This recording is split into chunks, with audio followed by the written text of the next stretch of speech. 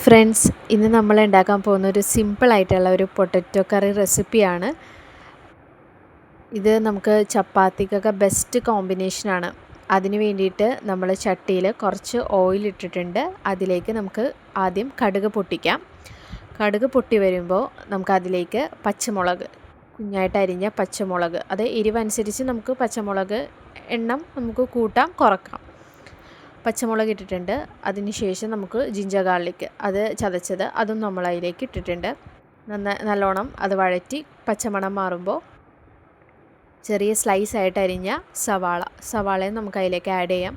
നന്നായിട്ട് വഴറ്റിയെടുക്കാം. പെട്ടെന്ന് വഴറ്റി കിട്ടാൻ വേണ്ടിയിട്ട് ഉപ്പ് ആഡ് ചെയ്യാം.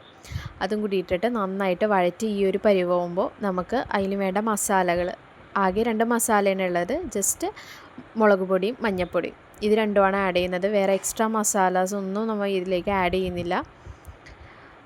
കുറച്ച് ആവശ്യത്തിന് എരിവനുസരിച്ച്, ഇപ്പോൾ പച്ചമുളക് കൂടുതലാണെങ്കിൽ കുറച്ച് മുളക് പൊടി ഇട്ടാൽ മതി. ഇപ്പോൾ ആവശ്യത്തിനുള്ള മുളക് പൊടിയും കുറച്ച് മഞ്ഞൾപ്പൊടിയും ഇട്ട് നന്നായിട്ട് മൊത്തം സവാളയൊക്കെ നന്നായിട്ട് വഴറ്റിയെടുക്കാം. സവാള നന്നായിട്ട് വഴൻ്റെ ആ പച്ചക്കുത്തലെല്ലാം മസാലയുടെ ആ ഇതൊക്കെ മാറുമ്പോൾ നമുക്ക് കുറച്ച് ആവശ്യത്തിനുള്ള വെള്ളം, ഗ്രേവിക്കുള്ള വെള്ളം, കുറച്ച് തിളച്ച വെള്ളമാണെങ്കിൽ അതായിരിക്കും കൂടുതൽ ബെറ്റർ. വെള്ളം കൂടി ആഡ് ചെയ്ത് ആ വെള്ളം നന്നായിട്ട് തിളച്ച് വരുമ്പോൾ നമ്മൾ പുഴുങ്ങി ഉടച്ച് വെച്ച പൊട്ടറ്റോ അതിലേക്ക് ആഡ് ചെയ്യാം.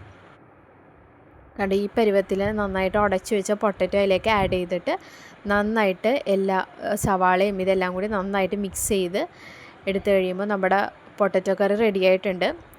ലാസ്റ്റ് നമ്മൾ അതിലേക്ക് പുതിനയിലയും മല്ലിയിലയും കൂടി ആഡ് ചെയ്തിട്ടുണ്ട്.